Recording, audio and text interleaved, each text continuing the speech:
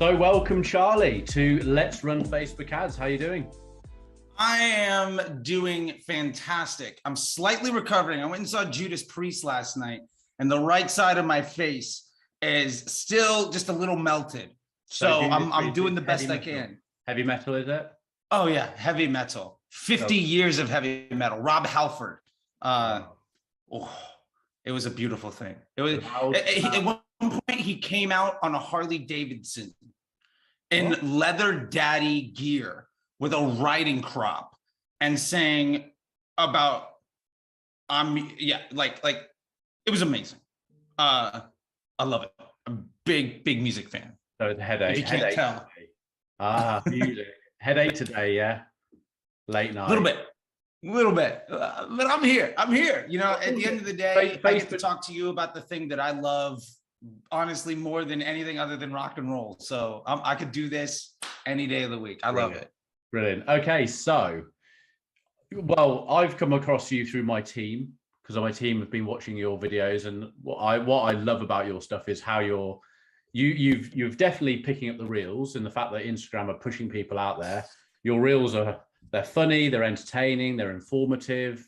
It's not just boring things. You see, when I start doing these reels, I'm just a bit boring. I haven't got we have to do, that's why I've set up a podcast. I can sit here, I can talk, and our listeners love it, and we're growing that way.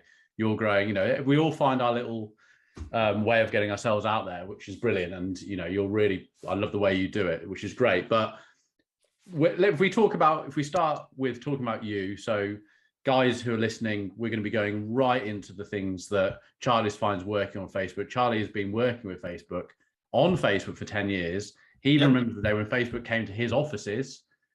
So why don't we start with where it all started?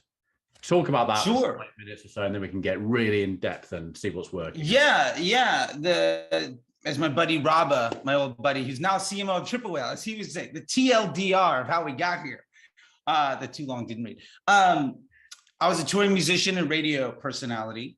I've been on the road for 10 years playing rock and roll, and I had a career in satellite radio. I got really good at promoting myself, promoting bands, promoting events. Yeah. Then there was a sex tape scandal with Hulk Hogan and somebody else. And long story short, they pulled the funding from my radio station because the woman of that sex tape was the wife of the owner of the radio station. And I fled Florida. Yeah, Hulk Hogan had an affair with the wife of the radio station. A sex tape with the owner of the radio station's wife. He and Howard Stern were funding the radio station. Gawker came out, sued him, pulled the funding, and I was no longer on Sirius XM every day. And I got out of Central Florida, moved to LA, and got a job, got an apartment on a Monday, got a job interview on a Friday, started that next Monday doing organic growth, basically hacking. And an ad agency, $10 an hour. Obviously, I'm in the UK. We have loads of American listeners, but Sirius FM, you see them on the YouTube. That's a big thing. Oh yeah, no, we have 1.4 million listeners on a daily basis. Wow. And I was on that show. I was the third person, so I had my own radio show on FM. Yeah. I started at like college radio and answering phones and AM radio stations. And very quickly I got my own show, and I built those up over the years. And eventually I got attached to somebody else. So there was the host, there was the producer. So if you know, like, I don't know, I can make a reference. Some people might get it, might not, but like Howard Stern. Oh, him, yeah. So there's Howard Stern. And then there's like Robin, right? The producer, news lady that works with him. Right. And then there's like, back in the day, it was Jackie Jokeman Martling. Then it was like Artie Lang. But there was this like third person that came in occasionally to interject, right? I was that third person in Sirius XM. And then I had my own show on FM with, where I was, constantly putting together playlists and taking phone calls and kind of had the run of the mill there. Long story short, with all of that aside, I had to get out of Florida awfully quick, completely unrelated, I assure you. And I ended up in Los Angeles and got a job working at an ad agency for $10 an hour.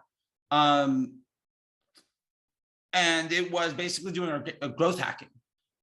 for, at the time, Disney stars, basically taking boys and girls that had been on the Mickey Mouse Club and getting them a ton of YouTube views and followers. Right. Okay. And I got that job basically because I had organically growth hacked my band on MySpace, my radio shows from college. Like, there was a college radio show, you get 100 listeners. I had one that had 100,000. So you just understood how to do it, and it was right. Time to on it. Yeah. Exactly. So when I moved, it was like, well, I didn't realize this was a job. I didn't realize this was like a thing people did. And to be fair, at the time, it was new. Like, it was 2012. Like, it wasn't like a thing that people did, really. And then their biggest client got rid of them. And then it was last hired, first fired. So I ended up taking one of their people with me, started my own agency. And my biggest client, I was just hiring people. I was just taking on clients. My biggest client fired me one day. And he said, I just used this thing, Facebook. I dropped $100 into it. It got me more than what I pay you $2,000 a month for. Yeah. And I swallowed my pride, ate very poorly, as I like to call it, carbohydrate therapy that day. Yeah. And then dropped my credit card into Facebook the next day and started running ads. At the same time, also, there's this TV show in America called Mad Men. Yeah. And then after Mad Men, there was this show called The Pitch, which is a reality TV show where agencies would compete to be the AOR, the agency of record for big businesses. Well, anyway, the very last episode of that show, they canceled it after I was on the show. They were like, we can't do this ever again. This Charley guy's on camera. Done. You were pulling the plug. 1-800-Flowers came. And basically, they had this innovative idea. You have to spend $100,000, but you can't do print, radio, or television. It has to be all on social, which at the time was crazy. This is like new. This is new. And it's like, no one even knows what they're supposed to be doing. No, you post. Yeah, you can't do email. You can't do Google. None of that stuff. It has to all be Facebook. Right. And we won. So at one time, my client fired me because he was running ads. And then 1-800-Flowers basically loved my growth hacking and paid ad strategy for them, which was they have a $5 cookie. Yeah. And so for the $100,000, we basically said, we'll give 20,000 of those, roughly 20,000 of those away. I give you a cookie, you give one to somebody else. You get one and you get a voucher. Right. And then we just did this pay it forward just because gifting, where basically they got everybody's CRM list and we got a custom audience using Facebook ads for every single person that touched that cookie. Yeah. And then, I mean, that's 20,000 email addresses. They did exceptionally well off of that investment. And even still to this day, the email address and creating a list is still so important, which is what we're always talking to our clients about. It's just like, make that list, guys. Yeah. You know, because you own that information. That's one of the very few things. We're renting from Facebook and LinkedIn and everywhere else. We're just renting that. Yeah. I mean, honestly, like those other channels, Facebook, LinkedIn, social media, you are in an arrangement. Yeah. They have a business model, right? Their business model is eyeballs for profit, right? They are trying to retain attention as much as possible. Yeah. So when you make an ad, a lot of advertisers think of it as I'm going to put money in and I'm going to try to get money out. Yeah. Facebook sees it as we're going to offer you some of our organic inventory. We're going to charge you for it. Now, if you give the users a positive experience, we're going to give you a discount. And if that user has a bad experience, we're going to charge you extra. Love the way you've done that. That's a great analogy of it. And that's all it is. Facebook ads is paying for organic reach. And that's all that it is. After that, like everything else is completely like, we're going to disrupt someone at the right time that we think they want to see that piece of jewelry and buy it.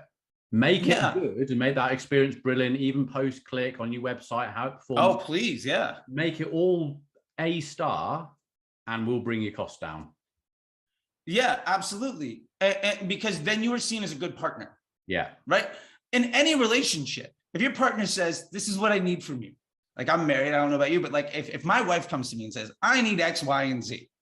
And my response is basically to give her the middle finger and try to take all of her money. It's not going to work out. Yeah. And people complain all the time that they disrespect end users and the Facebook business relationship, and it doesn't work out for them. Yeah.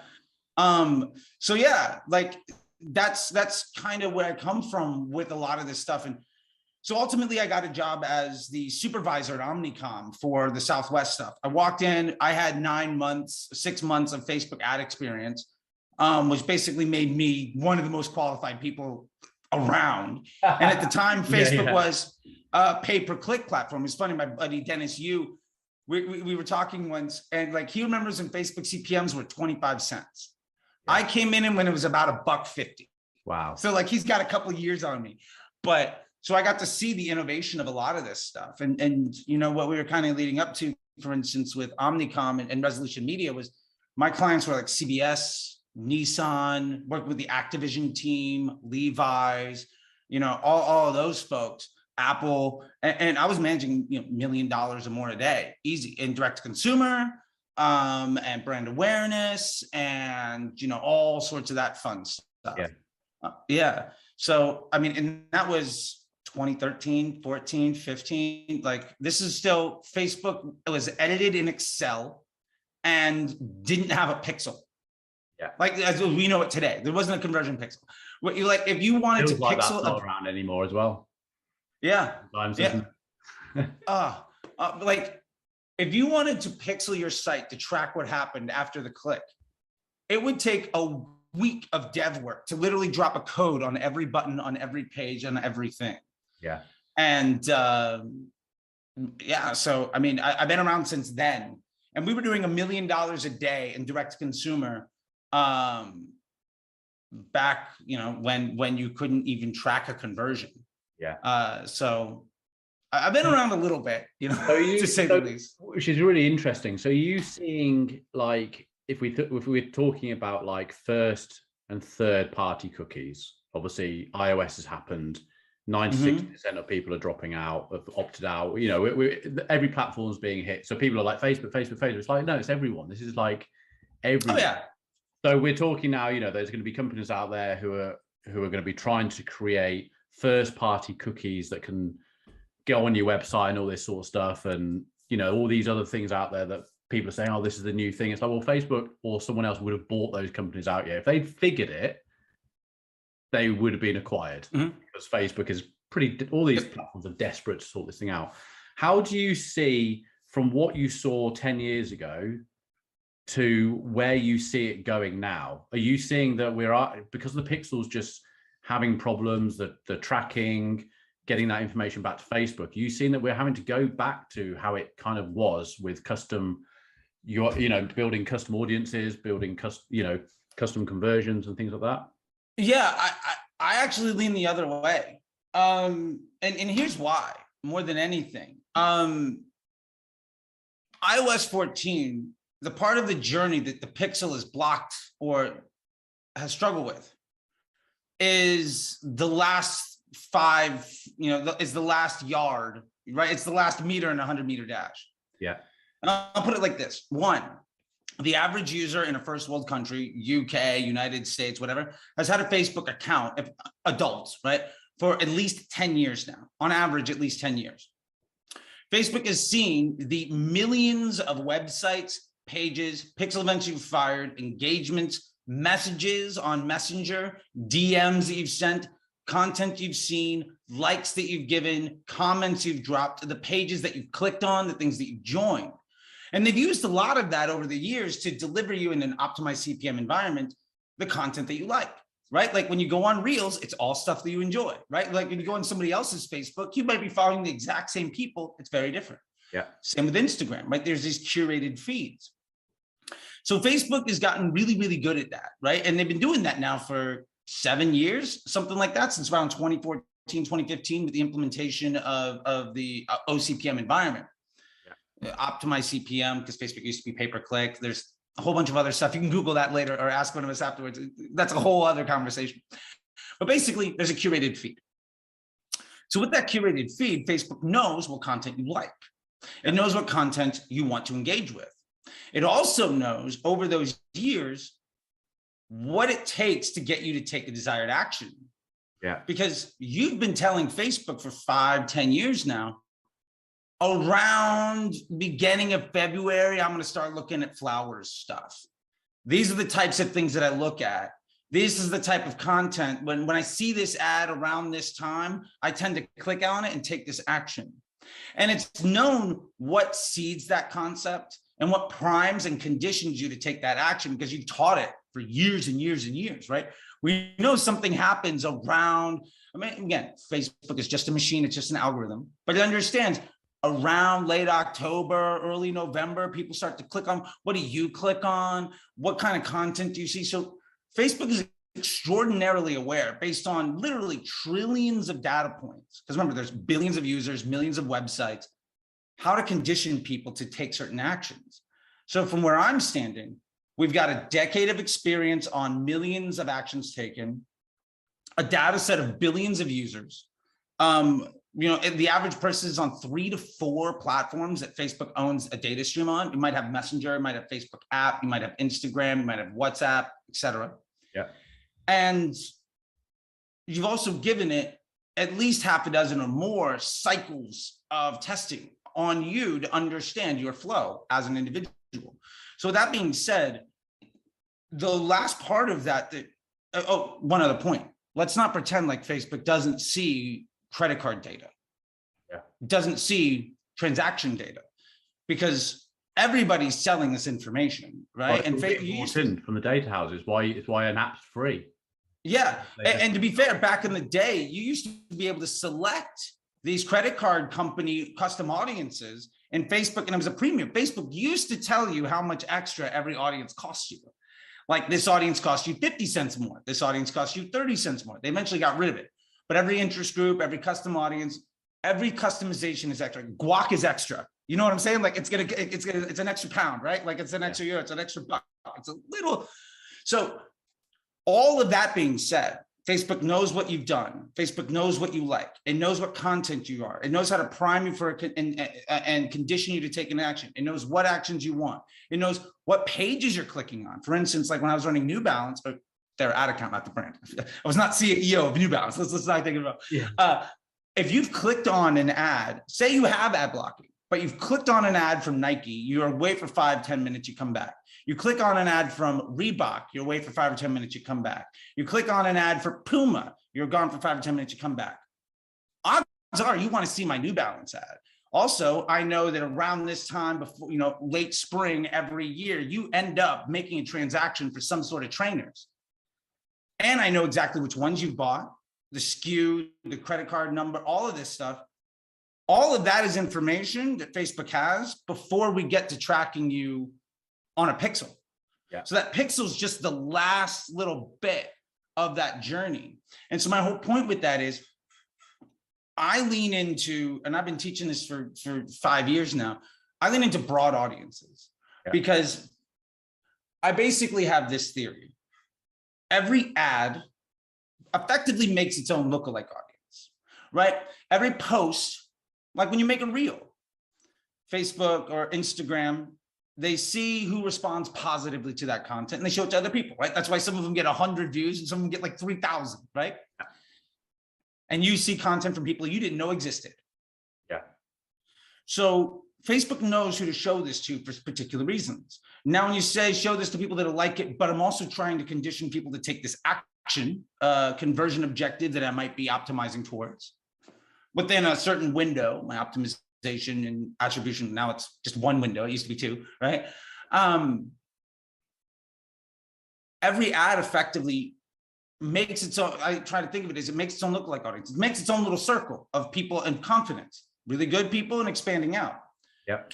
Now, when you go broad, you're saying, hey, I'm gonna let you touch anybody in the universe you want. When you start to use audiences like interest groups or local likes or something, what you're doing is you're paying extra to make a circle of only the people you want it to show to. Now, the problem is Facebook, the really good impressions are only going to be where those 2 circles overlap, where they make a Venn diagram. Right. Those are going to be the really good ones. The problem is that's very limited. And ultimately, when you tap out of that, Facebook then has to start showing impressions to other people that ads lookalike audience doesn't really overlap, but you said you have to serve this inventory and you've already burned through all the good people. So now I'm going to start giving people a bad experience. Yeah. So you're paying extra to force a bad experience on users within the platform, which inherently raises your cost of advertising. Now, maybe you get conversions for a good price, but your CPMs might creep up to the 30s, the 40s, the 50s, the 60s, because you're presenting yourself as a bad business partner to Facebook. And if you do that over and over and over again, you're going to get priced out of even being able to do business. Yeah. Because you might have found a cost-effective way of abusing the end user and disrespecting their relationship with the platform, but eventually you're going to be seen as too much of a liability because there's somebody else that's going to do it well. And at the end of the day, there's no shortage of advertisers. Nobody has a completely discrete product that is them, right? Every ad, every impression is basically retargeting impression anyway. So somebody else is going to sell more or less the exact same thing that you are, or provide more or less the same service you are. But if they have more respect for the end user, they're going to win that impression because it's a meritocracy of experience. Yeah. And I think that's the biggest gap. So for me, I'm broad all day. And I used to not be like that. But you would narrow or stack the, to get. Oh, yeah. So when you say broad, how, describe to me a broad audience to you. Is broad just like, I want females age 30 plus US? Or are you talking like they're into jewelry on one audience and they're saying jewelry, or the other one they're into gifts or whatever? Is that what you mean by? Yeah. So we're using broad as a noun, not as an adjective. So we think of broad as an adjective. It's a very broad audience. It's very big. Facebook sees broad. When Facebook uses the term broad, they're using it as a noun. It is basically age, gender, and location. Any additional piece you put on top of that costs extra. Now, again, back in the day, you used to literally be able to see, oh, my CPMs are going to be this. I'm going to tack on this thing. Now it went from $1.50 to $1.75, or went from, whatever, like you started to stack on. Yeah. So a broad audience by definition, age, gender, location. Outside of that, you really start to pay a premium to effectively make it harder for an ad to see a good impression and make it more difficult for Facebook to deliver positive experiences and condition users to take an action.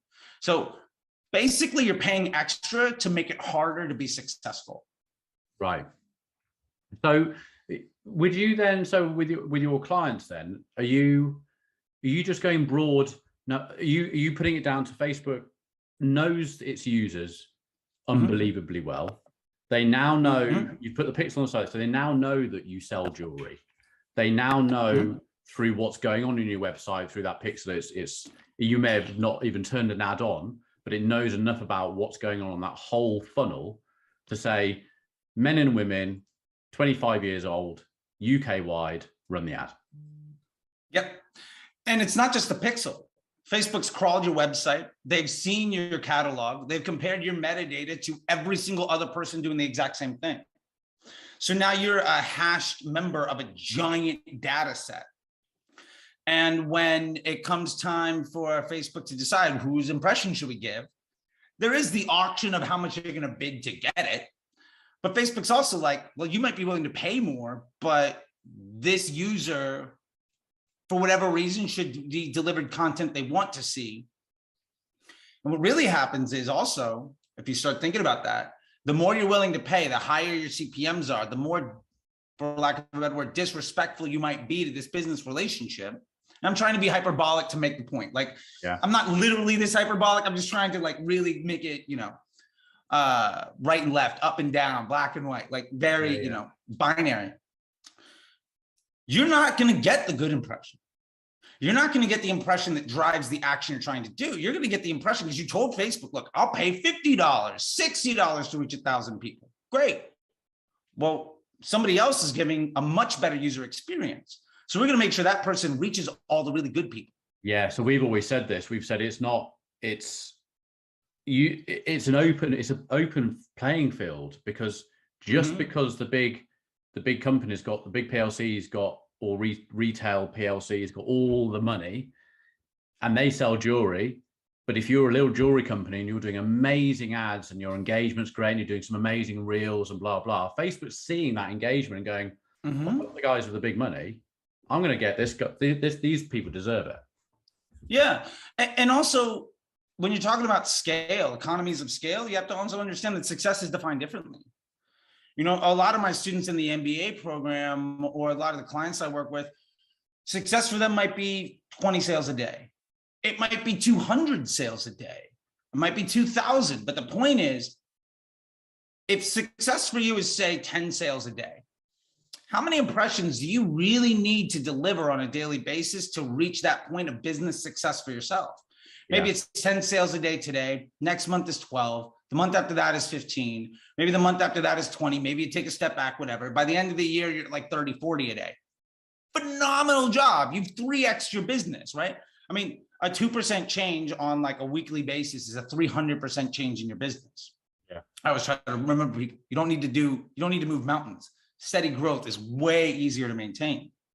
So if you have a bunch of people that are just doing good work, they're going to be able to steal all the really great impressions, all the really great inventory. And that's one of the advantages of direct consumer advertising over retail brands that are trying to port their strategies into social. Yeah. And while they are raising the cost of advertising for everyone, like when I would dump $1 million into an interest group to do market research for CBS, you're going to pay higher.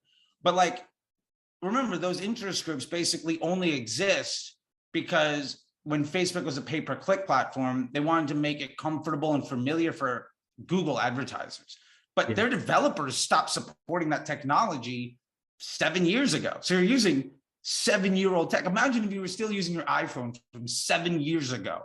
Yeah. And then you're like, oh, this is clearly going to be the thing that I'm going to revolutionize. You know, my kids are never going to have to work. I'm going to hire a whole bunch of people. Like, it's never going to work like that. That's an unrealistic expectation. Yeah. So going from that, then these broad audiences, this is what I'm really interested in, because obviously everyone's testing audiences. And how do you've got a client, and then they've got, let's say they're not brand new, they've got data, they may have given you some lists of email addresses and stuff like that, so you can start really feeding up the ads manager or whatever. How do you go about testing audiences? Do you test audiences, or do you just, because we no? I mean, what's the I will say this, I do test audiences, but not in the way that people think. Broad is my environment. Now, remember we said every ad makes effectively its own lookalike audience, right? Every ad based Facebook sees who responds positively, who responds negatively. They're going to go out and find more people that respond positively because, hey, they don't want to show an ad to somebody that's not going to like it. There's a meritocracy of user experience. Facebook then constructs an environment around each ad to show that to the right person. Yeah. So really, this is a creative issue. And what I'm getting to that is every creative concept, when you're doing a creative test, should be designed to ultimately solve a problem. Either you are trying to get more efficient at a specific sales pitch. You have a car dealership, you're selling sports cars, minivans, and sedans. You need to sell the minivan for a little bit better. Well, why don't we work on our sales script for selling that minivan? Now, when somebody comes in and asks for a sports car, you're not appealing to them, but you're going to get that minivan more and more efficient. Now, let's say you have only ads for minivans, and people keep coming to you wanting sports cars or sedans. Now, a lot of brands make the mistake of saying, well, I have a good ad, I'm just going to make 20 more like it and try to scale. Well, you saturated that audience. Those ads are basically the Venn diagram of the lookalike audiences of all of your winning ads is basically a circle. Yeah. It represents some infinitesimal piece of the overall environment. Yeah. If you want to start scaling, increasing spend, because remember, that's efficiency, that's lowering CPA, increasing customer quality and volume. Excellent thing to do, totally a valuable piece. If you want to instead scale spend, then you need to create content that specifically appeals to a different person. So again, in this environment, if every ad you have as a minivan, you're doing really good, you're scaling your business, and at some point you hit a threshold. If I want to buy a sports car, if I want one of those beautiful neon 11 Targas that are behind you, and you say, awesome, here's my Grand Caravan from Dodge. I'm like, but I want oh, great. I'm glad it seats 7 people. It's super sick. Like, all you have is a sales pitch to sell me that minivan. You're losing me. So if you want to scale your audience to the 911 Targa people, that beautiful sports car, make an ad that appeals to that person. And now you have an ad that appeals to this audience, and an ad that appeals to this audience, and one that appeals to this one and to this one. And ultimately, you start to be able to appeal to different types of individuals. Yeah. And when you have ads that appeal to different types of people, you can start to also let those ads create a customer journey. Because in broad, I'm also not doing retargeting, because in my opinion, every impression is retargeting. Because if it's the first ad you've seen from my brand, Facebook has decided, well, based on your previous behavior, you want to see this. Remember, like you went to Nike, you went to Reebok, you went to Puma. Well, my New Balance ad might be cold traffic, but you've also spent 20, 30 minutes on all of my competitors today. So I'm retargeting you. And advanced matching, which is part of the Power Five, would be in the disruptive group to help put that together. That's what that does. So you can really start basically retargeting end users' traffic from other websites and other content. So my point with that is, when I'm testing audiences, what I'm doing is I'm testing types of content, because each one of those pieces of content effectively creates its own focus. So you'll be the same in the audience side, in the ad set page, it would be the same audience. Mm-hmm. Yeah, so massively broad US audience. Yeah, people aged 25 plus. They see the Porsche sports car because Facebook knows that you're creatively putting out a sports car and your copy is talking about a sports car. So it's going to show the sports car to the people who are interested in a sports car. You could use exactly the same audience for any other product. You're leaving it entirely for Facebook to find the people, that pocket of people in there. Yeah. Now, the one exception to this rule, where my analogy falls a little bit short, and I'll call myself out on it, is I organize my campaigns by business objective. So in this case, I might have a campaign specifically for minivans. I might have a campaign specifically for sports cars. I might have a campaign specifically for sedans. I would also make a custom conversion event so that Facebook knows I'm not optimizing towards a purchase. I'm optimizing towards the sale of a minivan. Because ultimately, what we're trying to do is lower our CPA. There's a lot of wonderful metrics that make people sound really smart, like MER and ROAS and all of this other stuff that doesn't matter. It's out of context vanity metrics as far as I'm concerned. Yeah, we agree. And I'll say that for really quick. The only equation that matters in direct consumer advertising is CPA plus COGS, cost per acquisition plus cost of goods, that number divided by LTV. What is the margin on user experience? Every transaction you drive is either pushing somebody further towards that LTV or starting a new journey.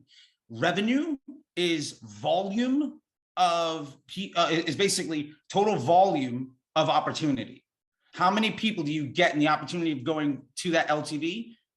That's the entire business. Everything else is a distraction. Everyone's focusing on the acquisition. Put £10 in, get £50 out, and it's like, how much returning business are you getting to your company? What lifetime value? How many times does 30% of the people, if you're only using Facebook to drive acquisition and you're not doing anything else, but your business is still growing because those people are coming back all the time, and 30% are buying again on your average order value of $55, then you can't go off the ROAS of the beginning ad, of the first ad, can you? You have to go off the return on investment. And at the end of the day too, you can't control ROAS. No. I might come to the store and drop $50. Now you got deep pockets, you're buying for 20 people, you spend 1,000. Your ROAS might be 20 on that transaction, mine might be 3. Does it really mean that your advertiser can take any action on that data? No. There's no way to control for that. So if you can't take action on it, then the data is effectively useless. I'm only interested in actionable data that allows me to take high confidence binary decisions. Everything else is a report card till I can show home to my parents. I got a sticker and they're like, fantastic, great. It doesn't mean anything though. Yeah.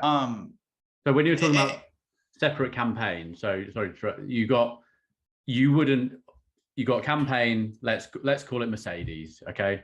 Mercedes campaign. And in that, you wouldn't have an ad set for their AMG Sports.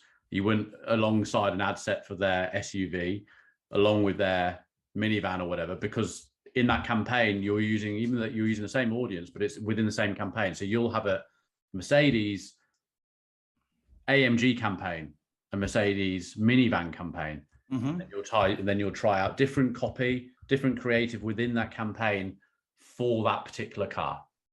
Yeah. And what I'm trying to do is, let's say it's a Sprinter, right? This thing is safe. That's one concept, marketing angle. Another one is it can load all of this stuff.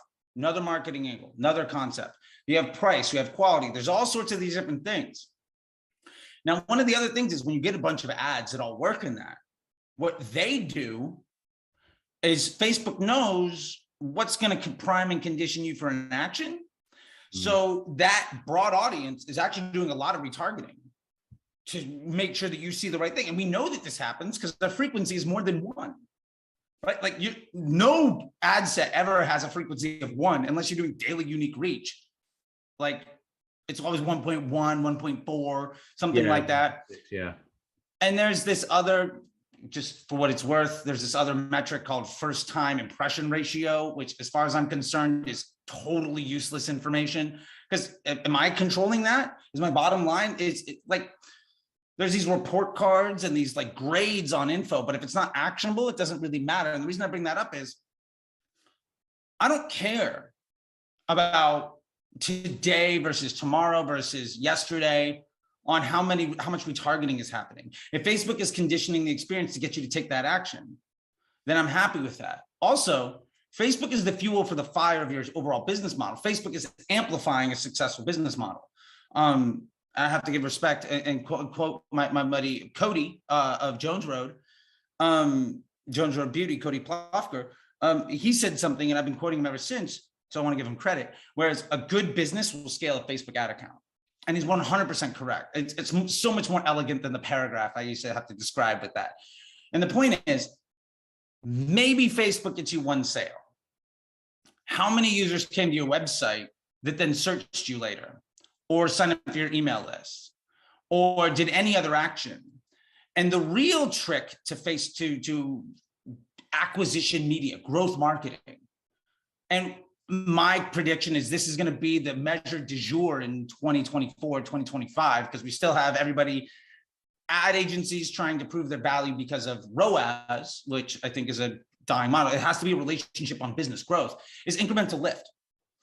When you spend more money on Facebook, what happens to the rest of your channels, right? Or when you spend more money, like we all know inherently, if you double your Facebook spend, your search volume is going to go up. Your CRM list is going to grow. So what's your margin, knowing that you lift all these other channels? What is your allowable CPA on Facebook? How much spend can you drive on one channel? And eventually, when you get to that, you stop caring about attribution, because it doesn't matter who gets credit. It matters in this is my mixture.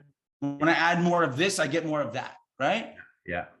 And it's like using sports cars. If you make a high performance gasoline when you're adding in the oxygen and you're getting all the stuff, is it one molecule that does all the work? No, it's the combination of everything. And I know, because I used to have a hot rod, like if I put that like octane boost stuff in there, it's not the thing that makes the car go. But when I do that, it goes a lot faster, right? The engine is louder. I get more, it's more rapid, right? I get more velocity and power. And so we have to think of Facebook is serving that function in our business. And I think that ultimately, if you can measure for that, you're going to be wildly successful, because it eliminates you from having to have this conversation of who gets credit. Because credit, and this is just one thing, the idea of attribution on digital marketing, first off, people love it. It's been around forever. It was a sales pitch. Attribution started because digital marketing companies wanted to prove that they deserved spend, that they did something. So, programmatic advertising in the late 90s, early 2000s, salespeople came up with this idea, and the technology had to prove its efficacy of showing attribution. We get credit for this thing. And that just basically became indoctrinated after decades and generations of media buyers as something that was important, when it really isn't. Because before that happened, plenty of businesses ran on television, billboards, print ads, radio. There's no attribution. They just did it and they grew. Yeah, and they understood what happened. And I had to learn this because I was a big attribution hawk, right? Like, I used to be at this other ad agency called Hyphen. It was an FMP. I was a senior there. And my job is basically bring in a client that's working with 5 agencies. I'm going to measure everybody down to a 1-day click, and I'm going to steal the ad spend from every other agency because we also do Google, we also do dev, we also do creative work. You don't need to work with these 5 other people. Give us the money. So I went out there and I just got the money from everybody. It was a fun job, and I learned a lot. And then I went in client side with this brand called 310 Nutrition, and I started to do that. And the president of that company was the former vice president of Guthrie Renker. $100 million a year on television. Right. Her attribution model was 15 minutes after the infomercial aired. That was it. She could manage $100 million a year growing Ginsu knives and Proactive and like all of these huge brands on time of a television commercial. And so when she taught me how she measures that, it was 6 months of me telling her I was right, telling her I was right, telling her I was right, and her kicking me out of her office until I figured it out. Like, we had a very contentious relationship, but it was out of respect, right? And yeah. I still say her name is Marina. She's one of the smartest people I've ever worked with, one of the greatest bosses I've ever had. I could not be half the man I am today professionally without working with her. Smart women run this industry, and I don't think they get nearly enough credit. So Marina, when I finally came to her and said, well, for every $5, every $10 you spend on Facebook, we generate 1% lift in direct traffic. We're getting 3 email addresses. The value per email is X and the search volume is Y, and our direct traffic, but we're driving higher volume because we're promoting over here and measuring the shapes of the curves. She loved me. And you know who else loved me was Facebook and Google and Snapchat. So they all did, like, we did a bunch of these combined case studies of seeing what happens. Like, I got $1 million from Google, $1 million from Facebook to just spend on brand awareness to see what happened to search volume.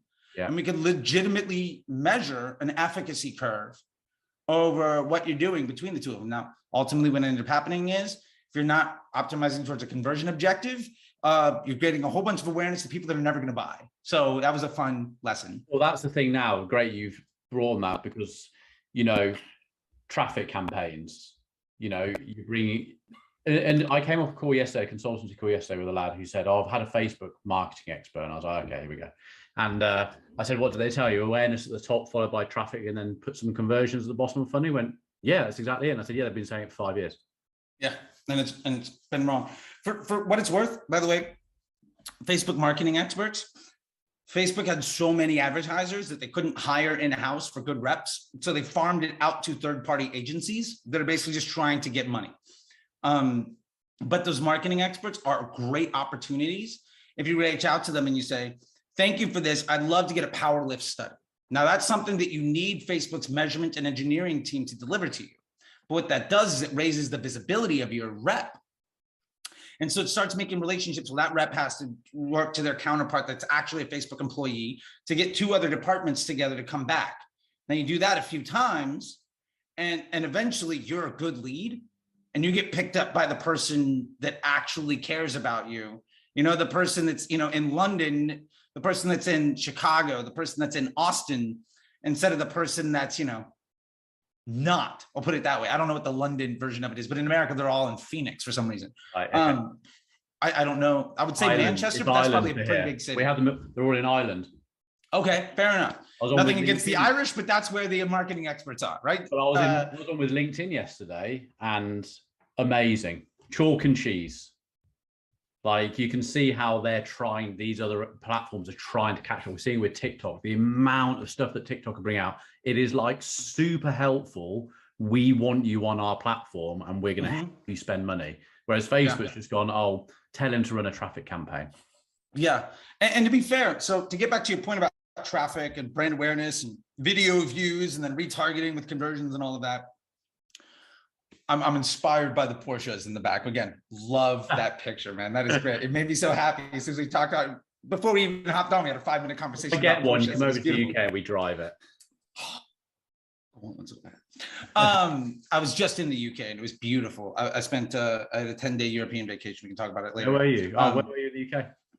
I went to London. My wife went to school at Goldsmith. So she was there for a year or so. So we went to, we were in, I guess, was it West Chapel? somewhere in zone 1, but like the last tube spot in the east in zone 1. But I got to walk to the Tower Bridge and yeah, it's amazing. you know, I spent half my time down there. Yeah, and it's amazing. I love it. It was beautiful. It was beautiful. And then we went to the Italian Alps, did some snowboarding, went to Paris, came back, went to Camden Town, bought some like well, we need to. Well, if you're into snowboarding as well, I just came back 2 weeks ago, so this is another conversation now. yeah. Anyway, getting back to it. By the way, I went to Chalet Alphos, beautiful in the Alps, just to go snowboarding, and I had the greatest. Chalet Alphos. In what resort? Is that's its own thing. Oh, right. Okay. It's in the city of Trenton or outside of it. Okay. Either way, it was beautiful. Well, we made I made a reel, by the way, of us. Like, they have this heated seat that's sort of like an Instagram moment, where they serve you this giant thing. We made an Instagram reel of it, like sneezing into your shoulder, whatever. 480,000 views later on my personal Instagram. I was like, I tried to repost it on my business one, and I got like 2,000 views. Nobody cared. But anyway, back to conversions and traffic. Yeah, back to where we were. I'm ADD. I could have 5 conversations. I love it. This is fun. So traffic and conversions. I will make this analogy because, again, inspired by the cars. If I'm a car dealership, I might look at my numbers and say 3 out of 4 people that test drive a car buy one. It's a pretty decent number. Let's say half. Let's be conservative. Half the people that test drive a car buy one. Now, let's say I've got a BMW, Mercedes, you said Mercedes, right? Or a Porsche. Let's say we got a Porsche dealership. Half the people that test drive a Porsche buy a Porsche. Awesome. So you could look at it and say, that's my retargeting audience. I just need to get more volume of people. So I just need to get more test drives. Totally makes sense. We're on the logic train is making sense. So how do you get more test drives? Well, the easiest way of doing a test drive is put that Porsche next to like a college campus and a homeless shelter and tell everybody they get a free meal if they take a test drive. You're going to get 10,000 test drives and sell nothing. Yeah. That's basically the same thing that you're doing when you're running a traffic or video view campaign, because these people have no signal to Facebook that they're interested in actually taking an action. So you're heavily polluting your data set with people that basically don't care. Yeah. And that can cripple the bottom line to a business. A conversion campaign is specifically designed to have that journey of condition and prime to take an action. Yeah. So every impression in that journey is trying to get people along the way to take that action. And to be fair, you can retarget people that are doing stuff to other people, and you might prime somebody to buy from your competitor. That's going to happen. But if you're running traffic and video view, maybe that's effective. And here's the other side. Maybe that end ROAS, I see screenshots of the retargeting ad set at like a crazy ROAS. Again, ROAS is a nonsense number, but you're not taking into account the investment to get that retargeting audience to go. So if it costs you 2,000 pounds to build an audience that you can spend $300 a day on, or $100 a day, like the unit economics, you're still losing money. Yeah. But somebody on Twitter or Instagram, or somebody on stage at some summit gets to point to a giant number on the screen and say, like, this is working for us. But it's an out of context number. This is the hardest thing about that funnel, isn't it? Because logic would say if you're going to do a top, a moff, and a boff, let's get loads of people, video views at the top or traffic at the top. It's all going to come in, and then we're going to create we're going to create an audience of website visitors, and then we're going to retarget the website visitors that have just been brought in from traffic, which are students buying a Porsche. It's not going to happen. And then you retarget them on people. I think where my students, and probably yours as well, finding it hard then is, okay, well, if I'm using conversion at the top, it's going to take so much longer or so much more money to build those audiences as you go through. Do you see what I mean? So it'd be harder to breed. You're not going to get 1 million clicks a day for 10 quid on traffic. You might get 25 clicks for £10 instead of 250 clicks for £10. So it's going to take longer to build that audience. But this is where so do you agree with that? This is where the creative comes more in, because those clicks are so much more important. Oh yeah. It's the same thing for like lead gen. Like I can get you leads I see people all the time. I can lower your cost per lead. Great, you give me 5-cent leads. My call center can't handle calling 4,000 people that don't give a damn. I don't even have the capacity of handling that volume of terrible traffic. Yeah. My point, what I try to tell people and teach folks is, we're not in the business, or you shouldn't be in the business of trying to be profitable on day one. No business. If you went to a bank and said, I'm going to open a shop and here's my business model, and in 45 days, I'm going to be printing money, they're going to laugh you out of the business. Yeah. Because that is a completely unrealistic thing. What we should be focusing on, and I always tell people, like, when you're starting a brand, think of it like this. You have one product. Your product is your brand. Most business owners don't think of the exit strategy for their business when they're starting to make first and second steps. So if you're trying on every single day to make money, what that ultimately means is, over time, you're going to be making far less. Because if I can work on consistently improving the volume and quality of my customer, it's not a question of if I can make things work. It's a question of how long until my business is so strong and successful that I can not have to do it anymore. And some people want to run a business to work at it every day. But if you're starting a business to give yourself a day job, great, I get it. Maybe this isn't the conversation for you. If you're starting a business to create jobs and ultimately wealth for yourself and independence, then there should be an idea of, are you going to do this every single day for the rest of your life? And if the answer is no, at what point are you okay leaving? And maybe that's just getting investors. Maybe that's selling more and more of your company, whatever it is, or selling the whole thing piecemeal all the way out the door, whatever that looks like. But if you start with conversions right away, every single person in your CRM list, every single person in your entire ecosystem is going to be focused towards helping you generate more and more value. Yeah. And I'll make this one more analogy. Like, if you're growth hacking, one of the most common things people do is they just go to a page and then just follow everybody. Awesome. You're going to get some followers. Maybe you get 2,000, 3,000, 5,000 followers. Great. When you get to 10,000 followers, because you're actually running business, half of that data set is completely useless. And we start to monetize that, you're losing 50 cents on every dollar to pay for the waste, because you built an asset where a large percentage of it was completely useless, but you have to still support that legacy. Yeah. And so I always look at it as an investment banker. How much of my portfolio do I want to be dead weight?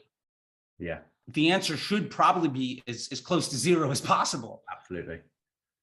It's the same with, so we also do LinkedIn and well, you know, we dabble in all of them, but LinkedIn, B2B, you know, getting your link clicks between $5 and $10 is good. So if it's costing you 60, let's say it's costing you £10 or $10 to get a click to your site, you're really paying attention to how you're going to treat that person when they hit it. And I think Facebook needs to be the same, but I think we've gone through such a period of time where it was easy, wasn't it? You know, you could put something out there and you got orders from it, and fucking hell, you know, if you're looking at ROAS, people go, I've got 5 ROAS on doing that. Those sort of days are gone. You really need, marketing 101 is now more prevalent across these platforms than it ever has.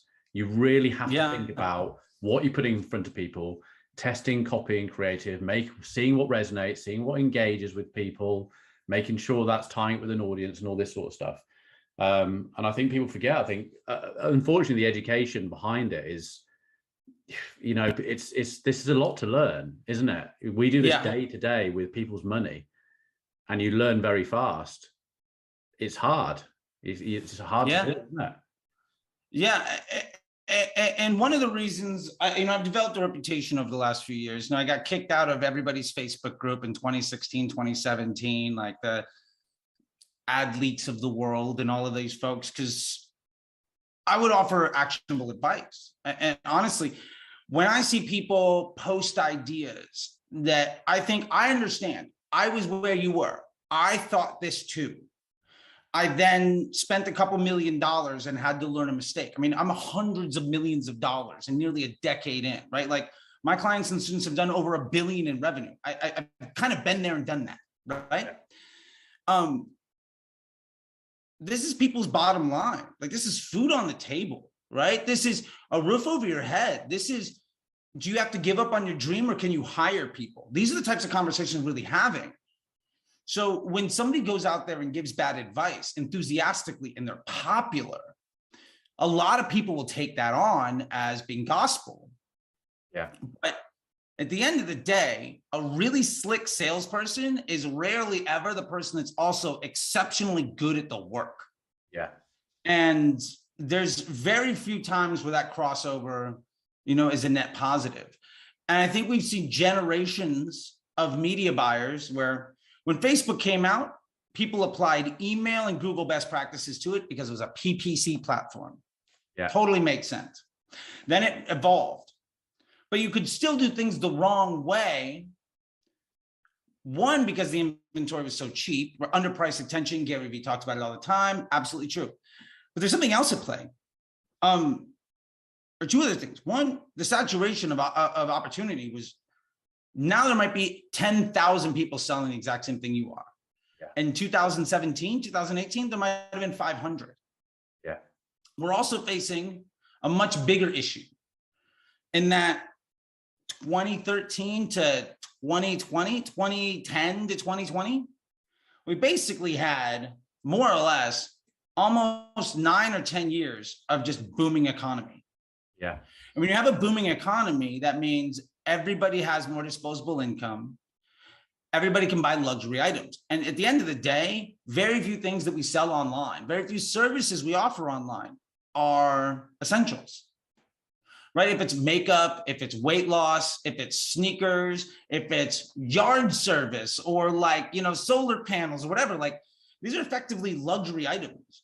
And when you get down to somebody looking at their stock portfolio and they took another 5% hit for 3 months, 6 months in a row, and maybe the price of gas is going up, or, you know, they've done all this other stuff, you're really starting to make the question, like, do I need bread? Do I need to pay rent? Or should I buy these sneakers? Yeah. Now that's, again, very hyperbolic, and I'm trying to be hyperbolic to make the point. But we had a position where basically every year you couldn't do anything wrong. Yeah. Right? And when nobody can do anything wrong and everybody's making money, it's really, really easy to run growth and acquisition direct consumer brands. Because you just have to be the appealing, shiny object that I'm going to spend money on today. Yeah, yeah. And so we now face an issue of iOS 14 basically made all of the things you're not supposed to do much, much harder to win with. Yeah. Because Facebook, not only did iOS 14 block data, but Facebook also made a couple of other announcements, which I don't think people really pay attention to. But one, they said, you know, Instagram is a video platform. They focus on communities. They really, really, in multiple press conferences, said they are working on the customer experience on the platform. They're working on the product quality, right? Now, we as Facebook advertisers say, well, Facebook Ads Manager is broken. You know who doesn't care about that? Anybody that doesn't use Ads Manager. Like the other 3 billion people in the world that use Facebook product. Yeah. They don't give a damn if Ads Manager works or not. Yeah. And we've seen disruption, like from TikTok, right? And so Facebook is trying to adopt that stuff. Facebook's working really, really hard on making the end user experience better. So all of these hacks and all of these inventory and demand-based platform strategies that used to work are presenting a higher and higher level of liability to the success of a business. So that's a big thing that we're facing. And ultimately, I think we see this now in that it used to be underpriced. There was less attention. Everybody had money to burn. Now there's way more saturation. The hacks that worked because you could disrespect the customer are actually not good for you anymore. Yeah. Because Facebook is prioritizing you doing a good job in their experience, and you have to be a much better business person. Like your business model is far more important than your ability to funnel hack. Yeah. Because we're getting that CRM list, we're getting that search volume. And then the other side of it is there's way less money to go around. So there's higher competition for fewer resources, and the marketplace that you're dealing with places a much higher priority on how people behave because you have been a burden on them. And I mean that very clearly. I understand nobody signs on to Instagram. Nobody logs into Facebook to see my ad. Yeah. I am a burden on your experience. Yeah.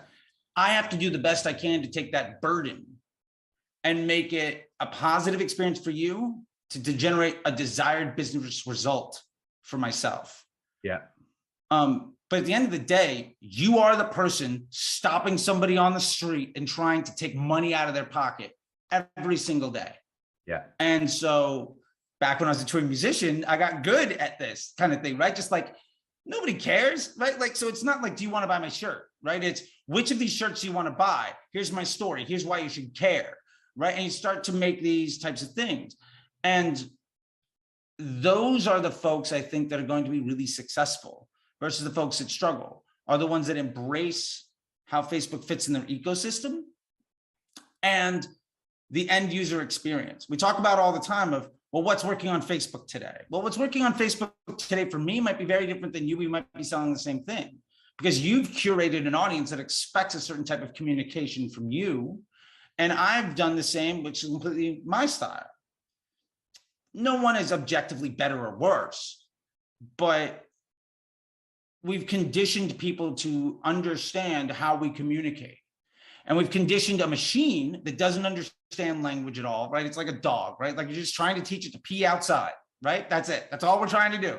Don't rip up the mail and pee outside. My puppy still rips up the mail. We're working on it. Yeah.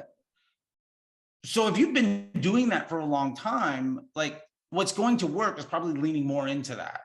Far more than saying, well, this audience works for this person or this creative type is working or UGC is the thing. Why is UGC a thing? Probably because consumers are getting really suspicious of advertisers and they just want to see other folks. But if your brand has developed a great relationship, maybe people don't need to see UGC from you. They just need to see the right offer, the right type of content, the right thing, right? And so there's all of this different type of stuff that's going out there. But I say all of that to ultimately get down to the path to success is different for everyone. But ultimately what we have to do is one, measure incremental lift. I use a doc I call it the ecosystem ROAS doc. I'm basically seeing spend, I'm seeing investment, return, and volume by channel. And from there, I can measure incremental lift across channels. We also have to creative test specifically to do audience messaging and messaging testing to increase efficiency or drive more scale. Those are the only two objectives we have to do. If you start to try to make some compromise in there, you're going to compromise your end result. You have to do one or the other. And then you need a system and a process that allows that to work where you learn from every mistake that you've made. You can repeat all the wins that you have, and you can get ahead of it so that every decision you make is a binary one. A high confidence binary decision. Was this a winner? Yes or no? What are we going to do with that? We have a process that's documented. Nomenclature is in line. Reporting is in line. Testing is in line. Accountability, transparency. When you have all that stuff together, it ultimately isn't a question of if you're going to be successful. It's just a matter of when are you not investing enough? Yeah. And when you frame the conversation in that way, success becomes very easy because you can point down to where's my roadblock? And ultimately gets me to my last point here, which is what I really try to stress more than anything is figure out something that works, get as much volume to something, right? And then you see where in your customer journey is something broken. Now, maybe nobody buys a second time. Improve your product quality, immediately you can spend more on Facebook.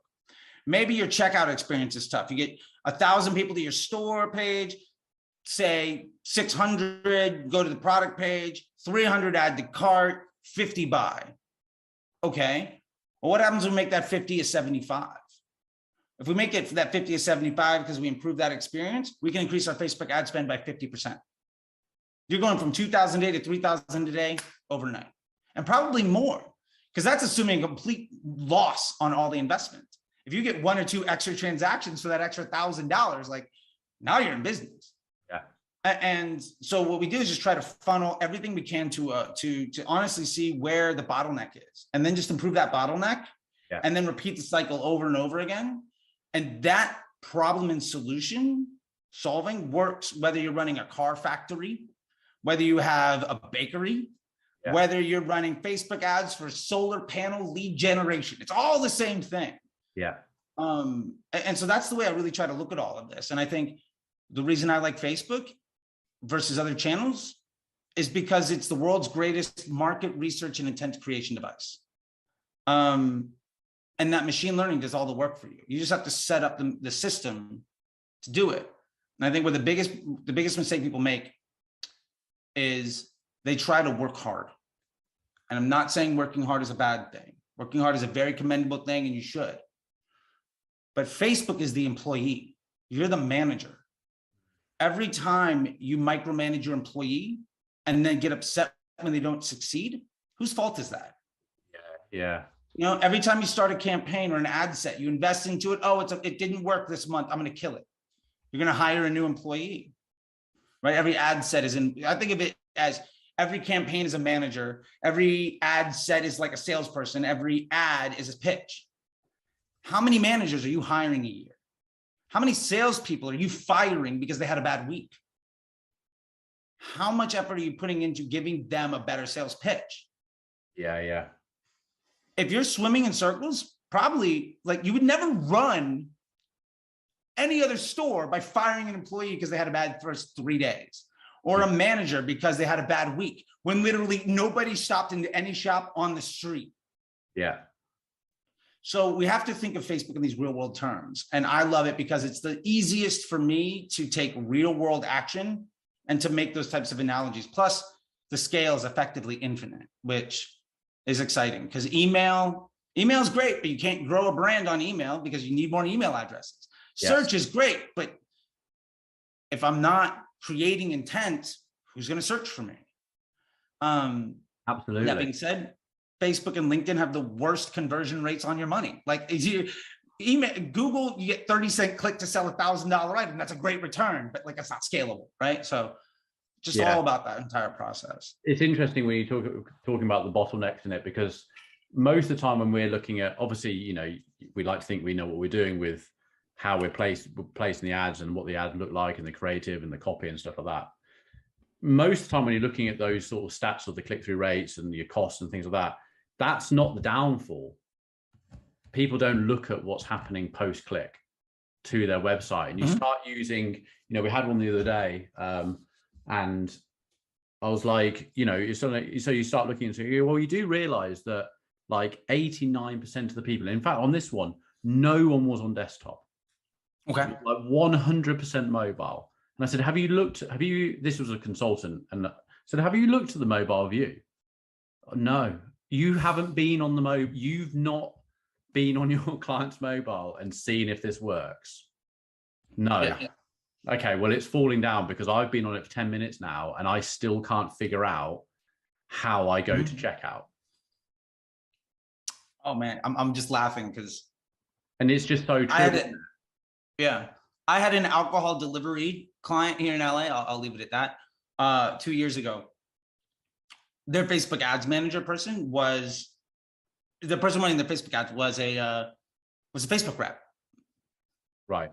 And they were really happy about getting a 3x return on $500-600 a day. Stoked. And look, fantastic. I went to their site to try to do a test because they were coming to me for consulting. Like, hey, we're trying to, you know, expand and make this better. We can't seem to get past $600 a day. I couldn't buy on my phone. I legitimately, when I hit add to cart, the pop-up for the add to cart button came above the buy button. Yeah. Functionally, I couldn't do it. Yeah.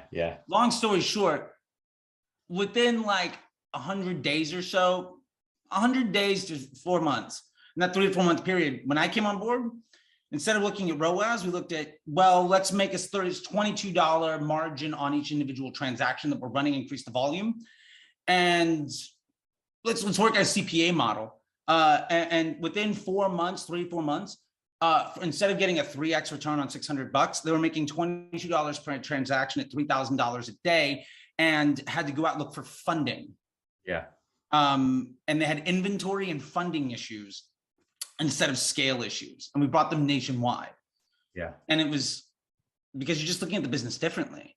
But yeah, I was I literally like I had my wife film me on my phone, and so because a screen record is one thing, but literally like it was her birthday, right? And I was like, okay, I'm gonna order her some drinks, right? I couldn't figure it out. I handed it to her buddy. He couldn't figure it out. He handed it to somebody else. He couldn't figure it out. We're all sitting in this room. People that have used phones for a long, long time couldn't make a buy. Yeah. And I sent that back to the rep, and I was like, what's going on? And he's like, oh, well, Facebook's just optimizing towards desktop traffic. And I was like, well, there's a reason. And I just think so many people forget to think that there's a real person at the end of that dollar. You know, these are real people. How do they behave? You know, and it is most of the time we sit there looking at these things, landing pages, you know, Google, you can see the scroll time, and then the percentage of the scroll, and then you're saying, okay, well, our form or our button for the pop-up is at the bottom of the form, and only 11% of the people have gone to the bottom of the form. So we just need to put the form and the button at the top and the middle. We had one the other day, and this guy is, you know, a marketing director, and he's like, yeah, I sort of had to write an email back saying, I think yes, you're at the top of the form, but I think it's quite a long form. And if that person goes down 50%, 25%, they have to go back up to the top because they now want to make an action. So I said, why not on every block, just have a nice, simple call to action. I don't like it. I think it looks scruffy. Okay. You're paying us to make you money. Mm-hmm. And that's going to be a bottleneck. It's worth the test, right? It's got to be. Like, give it 10% of traffic. See the conversion rate that occurs afterwards. Yeah. I see so many people with that buttons at the bottom, and they're like, well, I want to make sure they read the whole advertorial. My question to them is, what if that's their third click? Yeah. They've already seen it. Now you're forcing somebody to scroll, wait for the page to load, scroll, wait for the page to load, scroll, wait for the page to load. Oh, look, it's a green light. I lost the sale. Yeah. Or, oh, my boss came back into the room. I'm in a meeting. I have to put my phone down. Yeah. Or like whatever. Like, it took me 3 minutes of page load time because I had to scroll so far to get to the button. I don't care anymore. And what happens afterwards? Next time I go in, Facebook says, well, wow, you clicked on this ad a bunch of times. You were on the site all a bunch. For whatever reason, you didn't like that. Let me show you a different option. And it's your competitor where the button's right at the top. What happened? You spent a whole bunch of money to make the guy next to you rich. Yeah. It's interesting. Yeah, we spend a lot of time just, you know, and we've got some at the moment where it is a head scratch, and you're watching it come in and you're going, well, what can we do to this process to make these results better? How can we split test this? And then, you know, you just split test one thing, not everything, because then you don't know what's worked. Oh, yes, absolutely. And it's just, it's all these things. But yeah, I mean, well, this has been a great podcast. There's still so much I want to talk about, but it's like, oh yeah, look, we can do this every week. I can still have an hour and a half of everything to talk about. This is fun. I literally could do this till I'm blue in the face. Let's just do it. Let's what I love. Monthly guest, and we can just talk about a different topic. Okay. Yeah. I love it. You can pull your audience too. Let's see what we want to talk about today. Let's solve some problems. Let's make some people some money. Let's make some jobs. Let's get some independence. Because we haven't even talked happy faces on people. We've talked about attribution. We haven't talked about tracking. We haven't talked about the fact that you might see something in Ads Manager, but Shopify or Google Analytics isn't saying the same thing. Reading that data, things like that. Maybe let's do another one, because I think there's still so much more, and it's been brilliant. Sure. Yeah, and I can tease it with this. Spend is a meritocracy. Let's come back and explain that later. Yeah, brilliant. Okay, Charlie, it's been absolutely excellent having you on here. I've literally... Thank you so much. I haven't talked anyone in my business, like James, who sometimes is my fellow co-founder who comes onto this podcast. He's like, and when we do talks, he's actually said in front of an audience, he's like, oh, I can speak now, can I? I've not spoken at all on this. It's been brilliant. And it's like wealth of knowledge. You've got so much experience and the thing I've enjoyed about this is the fact that, you know, we speak to people on here. We had Eric who owns Hawk Media, you know, huge company, but it's how far you've gone back, you know, the experiences you've had, what I've taken from this, the experience you've had in different fields of your work, working for other people, what you've learned from that CEO of that massive company has brought you to this place and you're understanding how these platforms work, opposed to other people, with no disrespect for them, achieving amazing things, but they haven't had as much life experience. They haven't been in the game as long. They haven't seen these things. Do you know what I mean? They've come in. Oh, absolutely. You know, no, I totally get it. Erica Horton Media, a huge success. You know, I said to him, "Oh, do you know Gary Vee?" It's like, "No, Gary Vee. I was at the Super Bowl with him last night." It's like, no way. This is mad. He's been in the game 7 years, 6 years. It's created a company valued at $175 million. Yeah. Amazing. But it's I just love the way, I love the background side of how you've seen these things come to where they are now, and the journey you're going to see now from how they're going to be. We haven't even talked about where we see Facebook and Instagram going with Facebook shops. You know, is Facebook going to buy Shopify and bring it into this platform? Because at the moment, Facebook is getting sick and tired of, why are people leave? We have more problems. Yeah, and Shopify market cap is down 67% in 4 months. If we allow someone to build their website in our platform, they don't need to leave the platform. The metaverse, who was saying, I think, it may have been Eric said the other day, he was like, why has Facebook created a metaverse? Because then it owns everyone. Everyone in that metaverse in 10 years' time, that's their data. They're not having to worry about Apple. They're not having to worry about Google. It's them in their own universe. Yeah, and you think about it, Amazon and Facebook already do this because a huge swath of access to the internet around the world occurs on their servers. Yeah. Like 2/3 of the people in the United States that access the internet access it through Amazon servers. They see that data. Facebook went out of its way in third world to set up infrastructure where people's only experience of the internet is basically Facebook.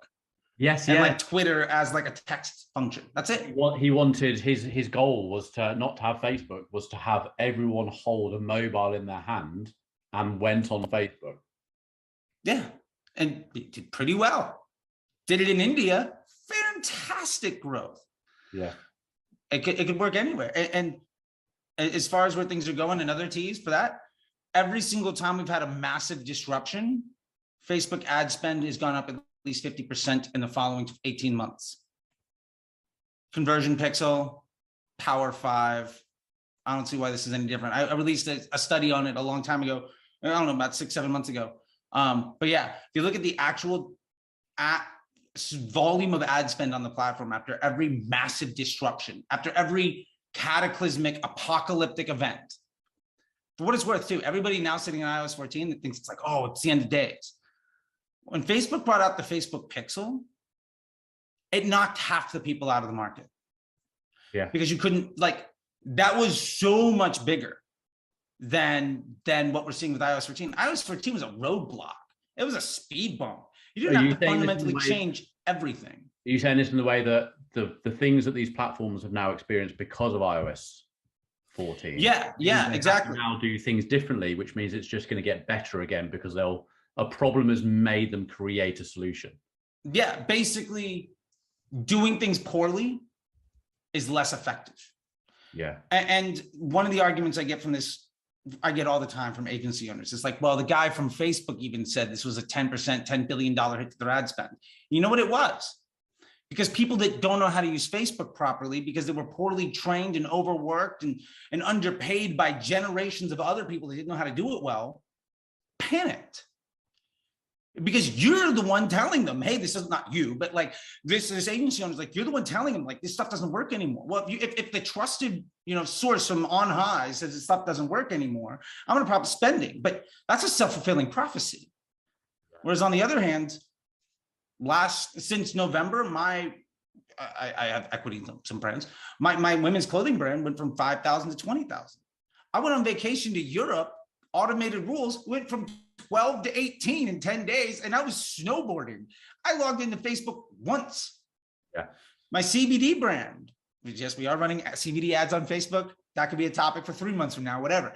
500 to 2,000 a day in the last 3 months. Yeah. We're seeing the best performance we've ever seen right now.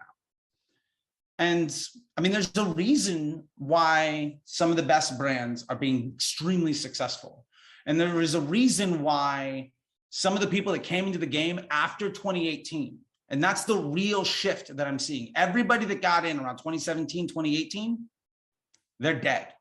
Like they're either embracing what they're supposed to do, or they are swearing up and down that Facebook doesn't work. Everybody that says to go broad is crazy. They're not using dynamic ads. They're funnel hacking everything. It's all about everything else. We're going to TikTok now. All these other things. It's like the dynamic ads. That's another thing we've not discussed. Yeah, I mean, also we have great results with dynamic ads. Yeah, I use clients and stuff. It's brilliant. Let me show you something here. This is how to spend $1 million on Facebook. You ready? Yeah. This. So what's that say? Okay. This is one campaign. What's the top winners? This is your best ads. Yeah. This is a dynamic creative test to either improve the efficiency or expand the options of this one. This is your second one. If you run this one campaign, lowest cost, auto placement, CBO, and you focus on your creative and improving your LTV, you can easily get to $2,734 a day, which is $1 million a year. Yeah. This right here, this sticky note puts 20-30% of ad agencies out of business if they don't embrace it. Yeah. It was funny. I got into a thing with a guy on Twitter, and he was like, "Yeah, well, we understand you're scaling and all this stuff." I was like, "Yeah, you shouldn't be in the same place you were a year ago. You should be better off." And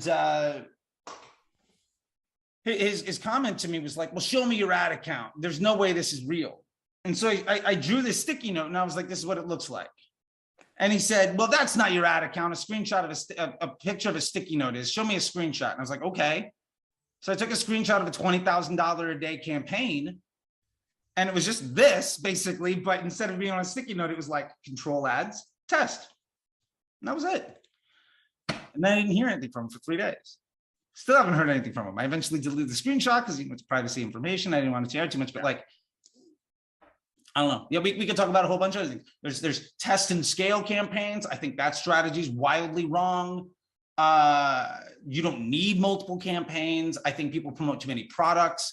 You can easily get to millions of dollars a year on one product. Why try to solve 3 problems when you can do one thing really well? Like there's a million things. I would love to talk with you more about this stuff. Yeah, no, it's good. Let's make a regular bet, I think. I mean, dynamic creative, we're going on. Dynamic creative, we find works amazing for local stuff because my sort of theory is, if you've got a local area and the client's only got a certain amount of money. We're not talking, a lot of the time, I think on these sort of things and people I talk to, and especially on YouTube and stuff, everyone's got massive budgets. Not everyone has got massive budgets. That's a tiny percentage of the businesses out there that every agency is trying to get all these massive ones because they got 10-20% of their ad spend. When we're talking about all the people who are big enough, they might even be a small company that's owned by an owner, and they have a marketing exec or a marketing manager there. They need an agency to help them with their work. They can only afford to pay you this as a retainer, blah, blah, blah, blah, blah. Sure. That's how an agency has 500 clients and is able to be acquired by another agency. Yeah, because the other agency is buying these clients because they've got other services they can sell to these clients, like PPC. A PPC company would love to buy a Facebook marketing company that's got 1,000 clients because they can suddenly do PPC for those 1,000 clients. They've just doubled their revenue. Yeah. So that's where I think, I like to talk about on these things in the future, and I like to talk to my audience about, because people haven't got massive bucks. They are coming with $5,000, $3,000 a month, $5,000, $10,000, $15,000, $20,000.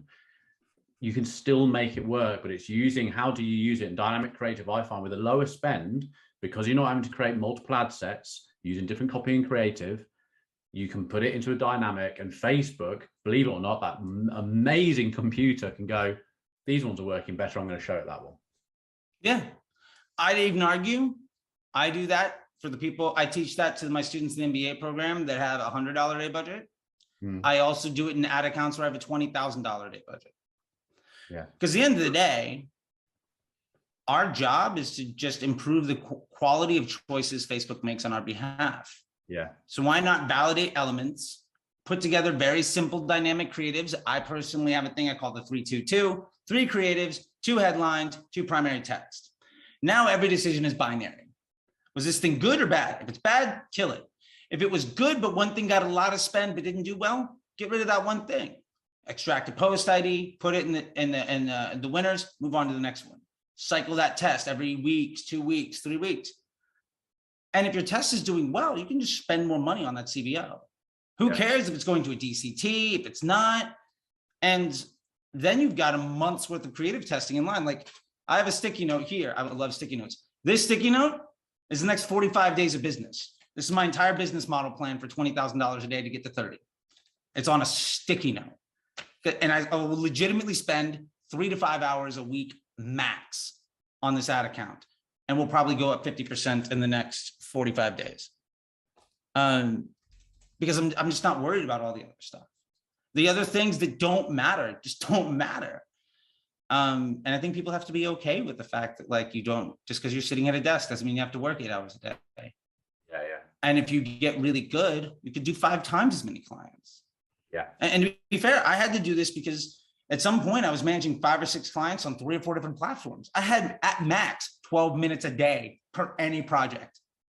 Yeah. I can't sit there for 45 minutes and like try to do work. It's impossible. You have to plan weeks in advance. Yeah. But yeah, I think we've said it 5 times. Maybe this time we'll stick to it. Let's just do this again. There's a million things. I really appreciate it, man. It's super fun to chat with people that legitimately enjoy this. And I can see just like this emanates, like our conversation has just been, I mean, clearly I've had a lot. Well, that's, it feels like you have too. Yeah, we're a Facebook agency. We dabble in it. We do stuff in the other platforms, but essentially we're a Facebook agency. And it's like, do I bring on guests onto the program that my listeners are going to go, oh, I'm going to listen to him, and I might lose that a listener. It's not about that. It's about giving value to my audience or anyone else who wants to listen to it.